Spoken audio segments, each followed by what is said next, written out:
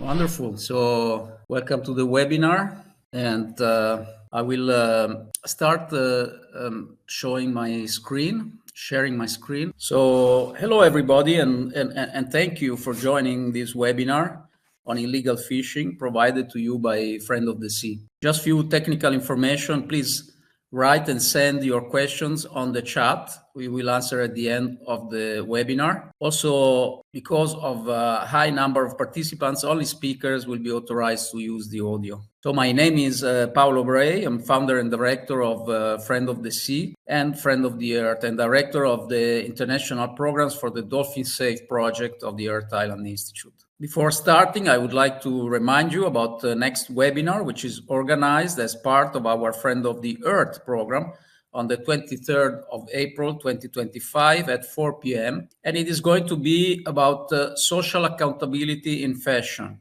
ensuring ethical practices across the supply chain. The case study will be the international fashion brand Zoe Closet. You have it at the end of this slide. So for those of you who do not yet know us, let me share a few slides to tell a bit more about where we come from and what we do. Our story with my Safe Tuna program and the institute is that certification could be used to achieve tangible conservation results. And so in 2008, we launched Friend of the Sea, initially focused on certification of seafood to certify products such as omega-3 and collagen, and now many other products and services, such as UV creams and cosmetics. 10 years after Friend of the Sea, we launched Friend of the Earth, initially certifying products from sustainable agriculture and farming, now into fashion and many others. In 2020, Foundation and in first sustainable concept. Currently, over 5,000 products from more than 1,500 companies in 90 countries carry the Friend of the Sea and the Friend of the Earth. The Friend of the Sea standard is the only standard for seafood from sustainable fisheries, having been endorsed by the National Accreditation International IAF, making it the only real third-party certification in seafood and omega-3 sustainability. Friend of the Sea and Friend of the Earth represent also conservation projects managed by our World Sustainability Foundation in over 40 countries. These are the Friend of the Sea and Friend of the Earth conservation programs on a global map. So while others have been conservation achievements, let's now dive into our webinar on IUU fishing. IUU fishing is a broad term that includes a wide variety of fishing activities. It occur in all types of fisheries, on the high seas and with national jurisdictions. The acronym IUU was introduced in 2001 by the Food and Agriculture Organizations of the United Nations, the FAO, to refer to illegal, unreported, and unregulated fishing. Illegal fishing takes place when vessels or harvesters operate in violation of the laws of a fishery. Unreported fishing is fishing that has been unreported or misreported to the relevant national authority or RFMO, the regional fisheries management organizations. Unregulated fishing generally refers to fishing by vessels without nationality, vessels flying the flag of a country not party to the RFMO governing that fishing area, or harvesting in an unregulated areas. Here are some practical examples. A vessel from the left to the right, a vessel fishing in a zone without a license, unlicensed border hopping, fishing above quota, fishing in prohibited areas, such as marine protected areas, transshipping without authorization, fishing out of season, failure to broadcast vessel location, etc. When looking at the global IUU vessels list, the main reason of IUU listing remains, however, the fishing in RFMO areas without a license. So apparently, all other illegal activities are sanctioned, but rarely lead to actual IUU listing. But how are IUU vessels lists developed? First step, a party notifies RFMO's Secretariat of alleged IUU fishing seeking assessment. Okay, I understand that you cannot hear me. Okay, So I understand that you cannot hear me. Can my team tell me if now you can hear me? I apologize. Okay, so maybe there was just a slight too low volume. I apologize for that. I hope that you managed to follow the slides, the content. I think it's quite self-explanatory. I think, okay, I've been told that the noise was, the sound was reduced in the last couple of slides. I was showing here some examples of IUU fishing or practices which could lead to IUU fishing. And I was showing, as you can see on the map, of course, the different possibilities. And then the global IUU vessels list, the main reason of IUU listing remains the fishing in RFMO areas without a license. So apparently all other illegal activities are sanctioned, but rarely lead to actual IUU listing. Let me see. Okay, looks like now everything is okay. I apologize again. So, but how are IUU vessels lists developed? First step, a party not secretariat of alleged IUU fishing seeking assessment. The nominating state and the vessel's flag state can provide their input, their information. The RFMO then finally decides to either list or not list the vessel as being engaged in IUU fishing. There are several comprehensive official lists providers on the web of IUU listed vessels. A good one, which collects and updates data from the various RFMOs, is the TMT list. In this list, you can search by RFMO and download for free the Excel of the whole list. By analyzing the TMT IUU vessels list, one finds that currently there are only 211 vessels listed, while for some the actual fishing method and flag are unknown. For those known, longliners represent more than 50%. China and India represent approximately 70% of total IUU vessels. The level of reporting of IUU vessels has increased since 2014, and in 2024, an additional 19 vessels have been listed. So there's a raising awareness and interest and involvement by RFMOs. Even though most of IUU vessels have been reported by the IOTC in the Indian Ocean, according to most studies, the oceans which are suffering mostly from illegal fishing, thus not necessarily by the limited IUU list, in general are the Eastern Central Atlantic in front of Central Western Africa and the Western Central Pacific, as you can see from this map, in particular the area in front of China and south of Russia. Another study highlights how the IUU fishing mainly targeted high-value demersal fishes, those living near the bottom of the sea, such as cod, as well as salmon, trout, lobster, and prawns. I'm providing you here with an expanded description of the international instruments to combat IUU fishing for your consultation. At EU level, IUU Regulation 1005 of 2008 has been introduced and then amended over the years to combat IUU fishing. It basically requests all seafood origins to be traced back to the vessels by means of the catch-it system. The IUU regulation is the core of the EU's legal framework for action against global IUU fishing. One of its key components is a multiple-step procedure for dealing with non-EU countries considered uncooperative in the fight against IUU fishing. The European Commission identifies non-EU countries that fail to discharge their duties under international law to take action against IUU fishing and initiates dialogue with each of them. In most cases, the bilateral discussions result in the countries in question improving the governance of their fisheries. If the dialogue does not resolve the shortcomings, the Commission notifies that country of the risk of being identified as non-cooperating.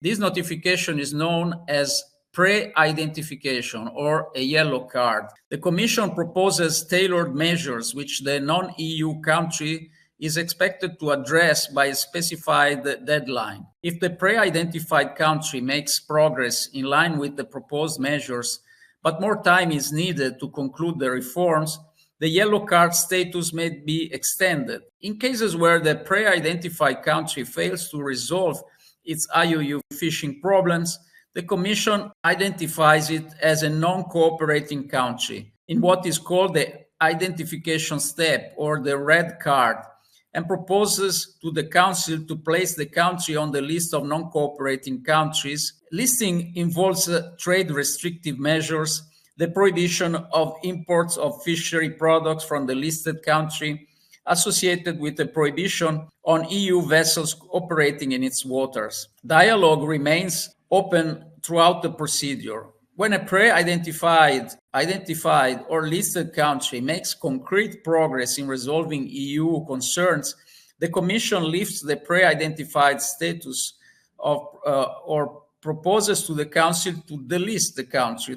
Therefore, it gives the green card. The graph shows how the status of some countries developed over the years. And this map at the provided website, you can have an updated understanding of the status of the various countries and how it changed over time. In the example, you can see how Thailand passed from yellow to green card over the years. Other countries, of course, have also undertaken implementation of measures to fight IUU, such as, for example, the USA, with, among others, its 5-year strategy to combat IUU fishing. The 2022 plan aims to promote sustainable fisheries management and governance, enhance the monitoring, control, and surveillance of marine fishing operations, and ensure only legal, sustainable, and responsibly harvested seafood enters trade. China's distant water fisheries, DWF, have made considerable progress since its entering into this industry in the 1980s in terms of trying to reduce IUU. Though great efforts have been made to combat illegal, unregulated, and unreported IUU fishing activities, there are still repeated IUU cases reported or documented by regional fishery bodies and coastal countries, as we have seen in the initial slides. Over the years, several Chinese vessels have incurred IUU infractions and have had to undergo penalties and dispositions imposed by the Chinese Ministry of Agriculture and Rural Affairs, highlighting actual tangible measures to tackle IUU practices. Luckily, new technologies allow to monitor better the behavior of fishing vessels, identifying possible infractions. Shipboard VMS and AIS transponders use GPS satellites to determine vessel position, which are then relayed to satellite and terrestrial receivers. Although the two systems, VMS and AIS, have similar functionality, the VMS was designed for surveilling commercial fishing vessels and is actually confidential, while the AIS was designed for collision avoidance and is publicly accessible. Electronic monitoring involves the use of vessel-mounted CCTV cameras to record key operational activities like gear deployment and catch handling. Traditionally, these activities have been identified through manual review of the footage, but computer vision is increasingly being applied to automate the identification process. Globally, an estimated 50–85% of vessels larger than 24 meters are equipped with AIS. Fisheries transparency refers to the open and accessible sharing of information related to human activities at sea. Global Fishing Watch, a free access platform to monitor vessels' movement when using AIS, has carried out a global analysis which reveals several hotspots where AIS are disabled on fishing vessels more frequently. These are found in the North Pacific, in the Northwestern Pacific, in Western Central Africa, and Southwestern Atlantic, in front of the coast of Argentina. There is evidence that AIS might be disabled by fishermen to hide from potential pirate threats or to avoid letting other fishermen know their fishing grounds. However, at times, AIS might be disabled to mask unauthorized transshipment at sea or hiding, crossing in restricted regions, such as marine protected areas or sovereign waters. This is often the case in squid fishing, for example. This, as shown for this vessel, disabling its AIS, as shown for this vessel, disabling its AIS near Argentina's exclusive economic zone numerous times. The vessel was then apprehended by the Argentine Coast Guard and charged with illegally fishing within Argentina's waters. Friend of the Sea makes good use of Global Fishing Watch, and our technical department, after the audit, monitors continuously the movement of approved fishing vessels which have AIS, approximately 1,000 vessels, to verify compliance with the set of requirements such as no fishing in marine protected, no authorized transshipment at sea, no fishing outside the fishing season, and also how long the crew is kept at sea, to verify compliance with the national and international laws and human rights, labor laws and human rights. Here is an example of how we monitor vessels with respect to marine protected areas. All fishing and seafood producing companies can rely on Friend of the Sea satellite monitoring services and request monthly or yearly certificates of conformity with those requirements I mentioned. Friend of the Sea certification standard for sustainable fishing includes a requirement for the fleet under audit not to include IUU listed fishing vessels. The standard explicitly requires evidence of conformity to official registration requirements, and also it requires that the fleet does not include vessels using a flag of convenience. The fleet cannot fish in marine protected areas in order for the final product to be certified. And it, of course, must be compliant with all applicable legal requirements, such as total allowable catches, minimum net mesh size, minimum size of the target species, fishing areas, and seasons. Friend of the Sea has also been the only certification of product from sustainable fisheries to have included in its standards also requirements for social accountability on board and at the processing lines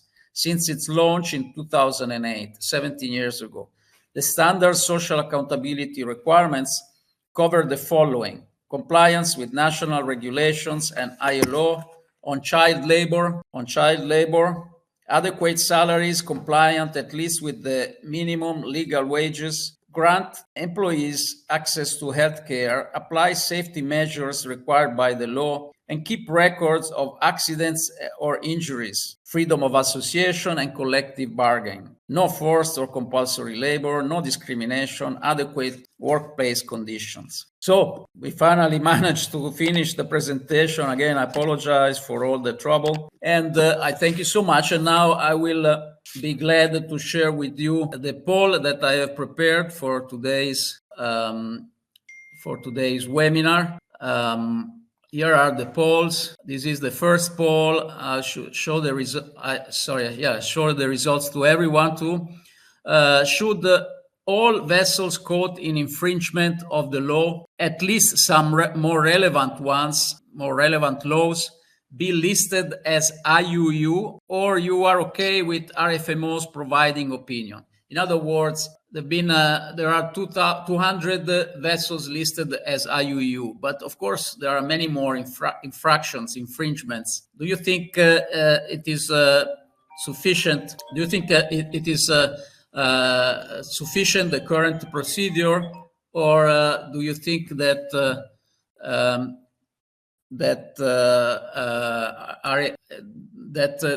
there should be like a larger number of infringing vessels listed?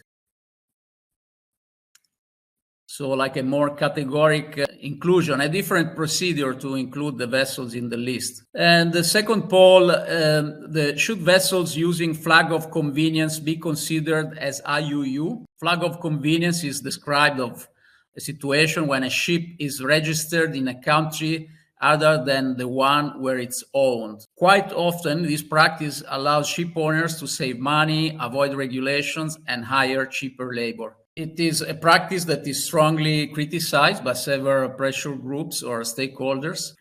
Should automatically a vessel be considered for IUU, even if it didn't reportedly incur in infractions or not. So, and the last webinar, I know that you will be very tough on me today, but it's your opinion about the webinar. I really apologize for the inconvenience.